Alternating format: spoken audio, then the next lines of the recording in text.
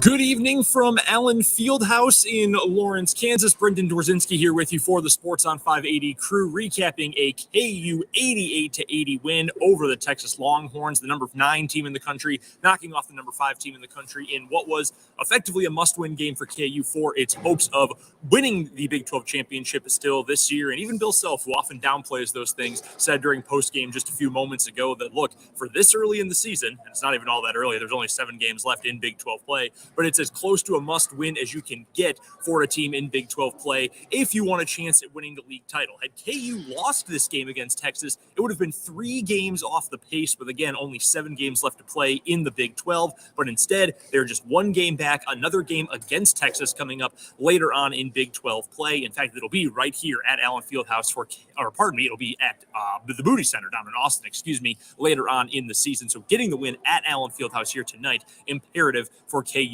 Big 12 championship hopes. And it was a strange game, an 88-80 win for KU. And the strange part about that, it wasn't necessarily the high score. It wasn't the fact that KU won by 8 over one of the top 5 teams in the country, but it was how they got to those 88 points. KU for the game made just 2 3-pointers. KU was 2 of 10. The fact that it only shot 10 3-pointers in the game, obviously a big change from college basketball and the game of basketball as a whole, but for this KU team in particular. But even more bizarre than that, even more improbable than that, Jalen Wilson, who over the last 6 games was averaging 26.5 points per contest, had just 2 points in the win for KU. And it was a rough night shooting for Jalen overall. He goes 1 of 7 from the floor, only attempts 1 3-pointer, obviously doesn't make it, didn't get to the free throw line a single time, and he had just 6 rebounds in the contest. 2 points out of 88. Somehow KU still got to that number thanks to a massive night from the supporting cast. And it's probably unfair at this point to always call Grady Dick, Kevin McCullough, DeJuan Harris, to call that group the supporting cast. Those are guys who have started every single game this year. These are guys who have outscored Wilson on some occasions. In fact, even during that 6-game stretch I just mentioned, Grady Dick is out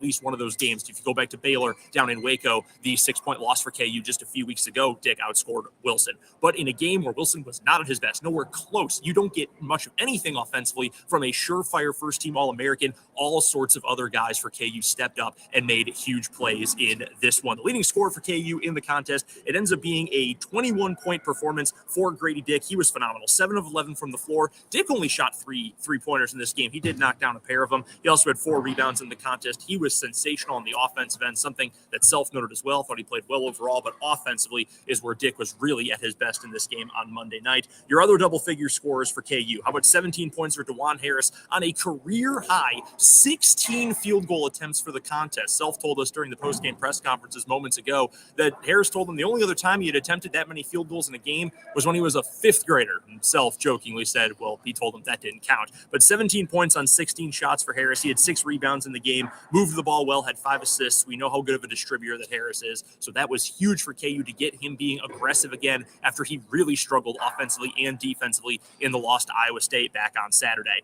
Also important totals to look at. 16 points in the contest for Kevin McCullough, 10 of 13 at the free throw line. That is where he was at his best. And the other starter who scored in double figures, KJ Adams, he had a quiet, I think it's fair to say, 10 points in the contest. Did have a team-high 8 rebounds in the win, however. But the other name that we need to bring up, because it was a somewhat out-of-nowhere performance, Joseph Yesufu. Bill Self said on his radio post-game interview after the game on Monday night that he wasn't good in this game. Yesufu was great in this game, and the stats really flesh that out. Yesufu goes 5 of 9 from the floor, 4 of 4, perfect at the free throw line, ends up with 5 rebounds and 14 points. That ties his season high, which is also his KU high after transferring in from Drake. And the point about him having had so much success at Drake before he transferred to KU came up a couple of different times in post-game. Bill Self was asked about it, and he said, look, the game today for Yesufu, the way he was getting out in transition, the fire he was playing with, getting up and dunking, using his speed to run the entire floor, he said that reminded him of Drake's run in the NCAA tournament back in 2021 when Yesufu really exploded on the scene and got KU interested in him in the transfer portal. But then Yesufu was asked about it too and said, look, I want to be better than I was at Drake. I want to play this way every day. I want to be able to show this in every single game. And he ended up with a huge night tonight. And it was imperative for KU that he had a big night and that all these guys, even with or without Jalen Wilson, had big games, because KU was down down to just 8 scholarship players, and self-added that there was a 9th, Michael Jankovic, who is a walk-on, would have been thrown in the game if they really needed the depth. But KU did a great job not getting into much foul trouble. Nobody was in a position where they just could not get back on the floor. Thankfully, no one else was injured, which is huge, and we'll get to that in a moment as well. But to get guys like Joseph Yesufu, MJ Rice only went 1 of 5 from the floor for 2 points, but was active on the glass as well. He hauled in 3 rebounds, had an assist, had a steal. He was as active as he's been all year for KU.